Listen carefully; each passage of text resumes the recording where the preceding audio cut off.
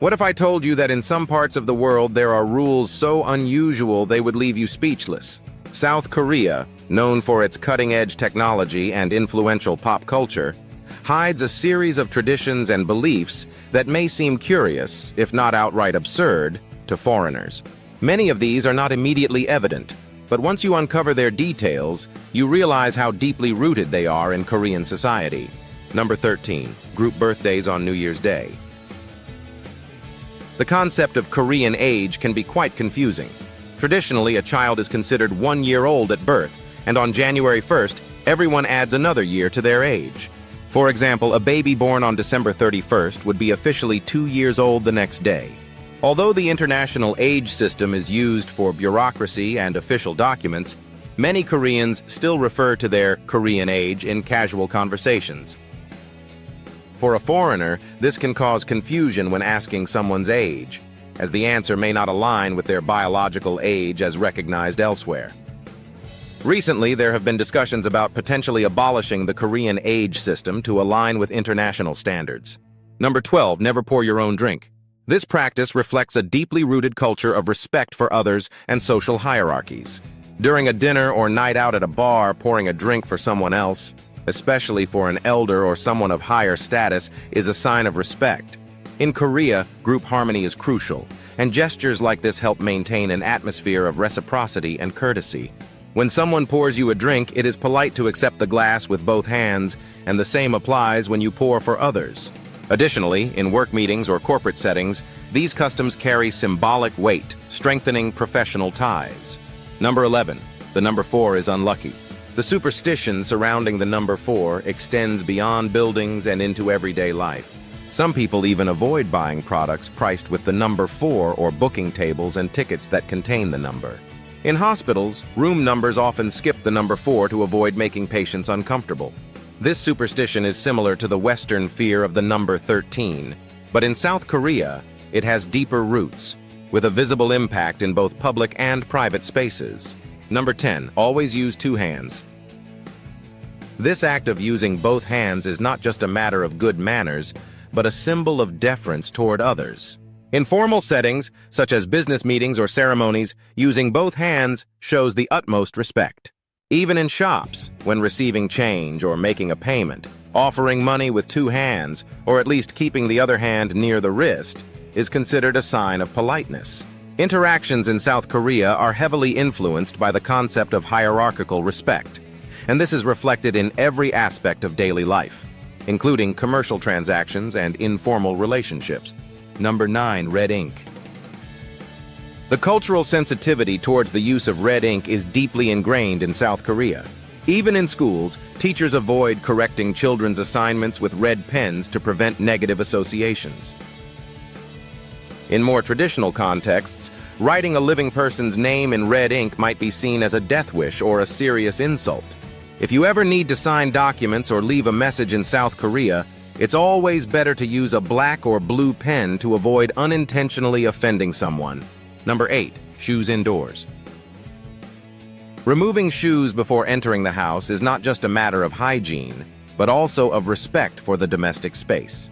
Even in many offices or medical clinics, it is common to find slippers provided in place of shoes.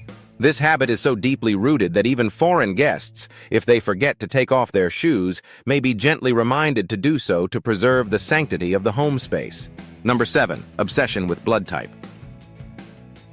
The idea that blood type can influence personality is a widespread cultural phenomenon in South Korea and other East Asian countries like Japan.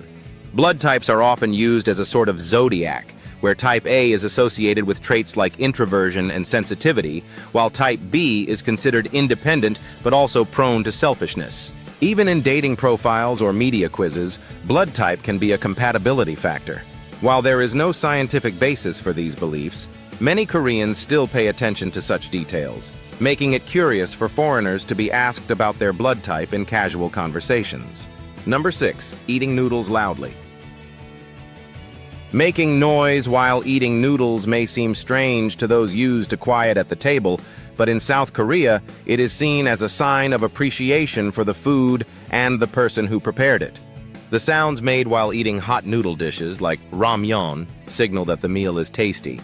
While tourists may feel uncomfortable at first, learning to embrace this gesture can be part of an authentic experience appreciated by locals. Number 5. Refusing a drinking invitation. Drinking culture in South Korea is much more than just a pastime. It's a way to strengthen bonds, both among friends and colleagues. In work settings, it's common to go out together for drinks after a long day, and in such cases, declining the invitation might be seen as rejecting the group's social dynamic. Even those who don't drink alcohol can participate by symbolically accepting a glass and sipping a small amount. There are also specific rituals, such as never drinking directly in front of an elder or superior and turning slightly away while doing so, always as a sign of respect. Number 4. Blowing out candles at midnight. Candles hold spiritual and ritual significance in Korean culture. It is believed that letting them burn past midnight can attract unwanted spirits or bring bad luck. This is particularly true during Chuseok, or other ancestor-related holidays, when candles are lit to honor the deceased. Many people choose to blow out the candles before midnight to avoid disturbing the spirit world or inviting misfortune. Even during ordinary events like romantic dinners, some families maintain the habit of not leaving candles burning past a certain hour of the night. Number 3. Mirrors during thunderstorms. The superstition surrounding mirrors and thunderstorms is a remnant of ancient beliefs that mirrors reflect the soul and could attract evil spirits or bad luck if used during dangerous times, such as a thunderstorm. Some believe that lightning could be drawn to mirrors or that they might amplify negative energies. While most younger generations no longer take these beliefs seriously, it's still possible to find older individuals who avoid looking into mirrors during storms or suggest covering them as a precaution. Number 2. Cutting hair on unlucky days. In traditional Korean culture, hair is seen as an important part of the body, connected to the soul and vitality. Cutting hair on specific days, such as during Kyoseok or other times associated with mourning, can be considered unlucky. Some people avoid cutting their hair on days when ancestors are commemorated, as it's believed that doing so could lead to illness or bad fortune. Although these beliefs are less common today, they are still observed in some rural areas of South Korea.